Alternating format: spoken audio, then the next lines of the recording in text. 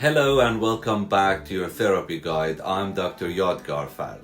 Last time we talked about setting up SMART goals, creating a clear roadmap for your therapy journey. But after a few sessions, a very important question often comes up.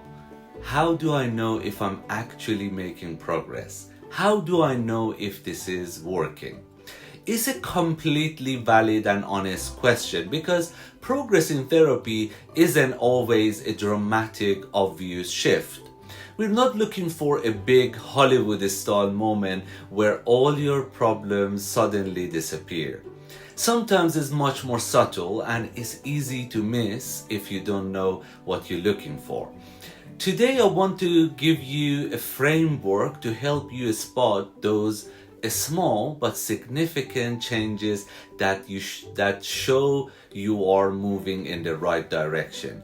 We will use the cognitive behavior therapy CBT model we've discussed before, which shows us how our thoughts, emotions, and behaviors are all interconnected. Our progress can be measured in each of these areas.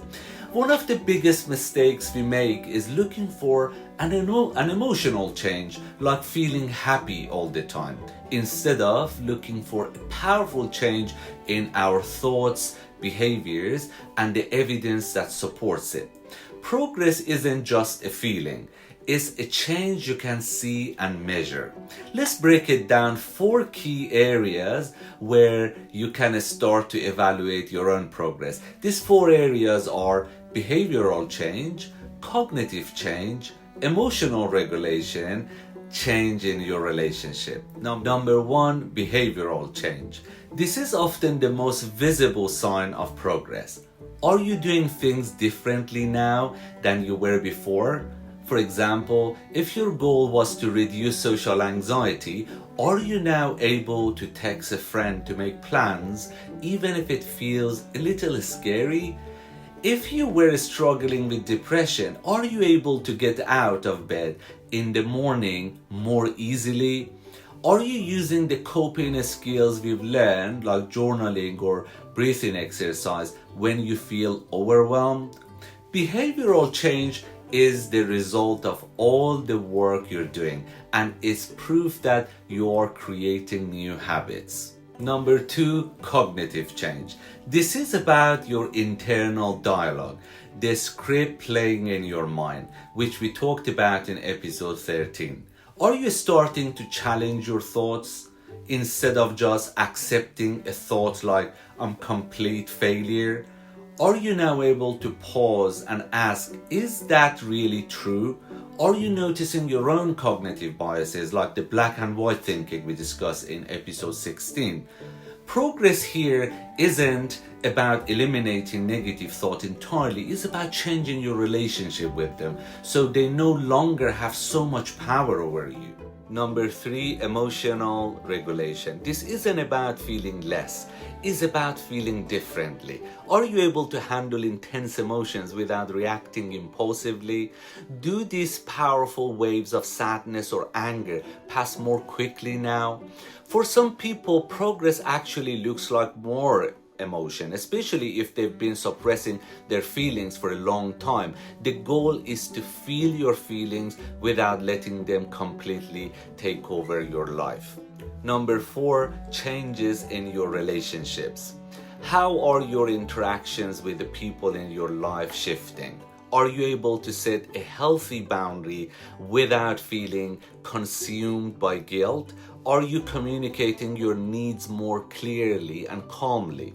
Perhaps you're finding you can speak up for yourself when you couldn't before, or you're less reactive during conflicts. These changes in your relationships are often a direct reflection of the new skills you've developed and the progress you've made in therapy. Now, let's focus on the importance of evidence-based measurements.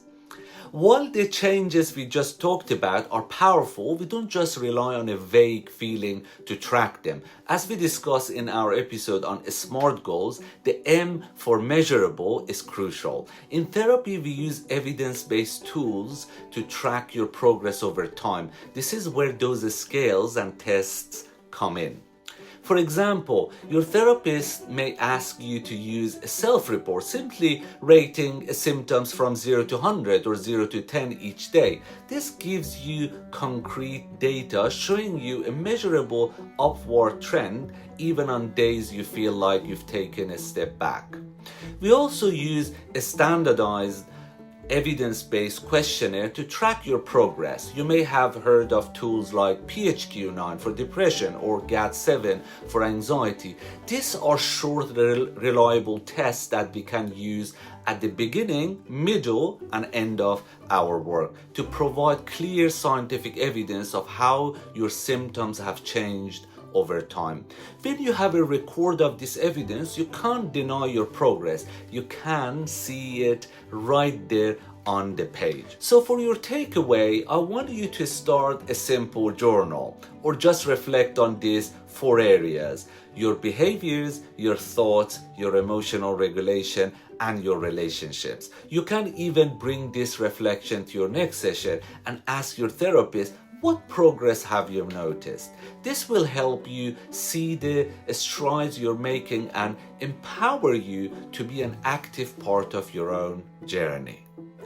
Thank you for joining me on this episode of Your Therapy Guide. Don't forget to subscribe to this podcast and follow me on my social media channels so you don't miss any future episodes. You can find all the link in the show notes. Until next time, take care.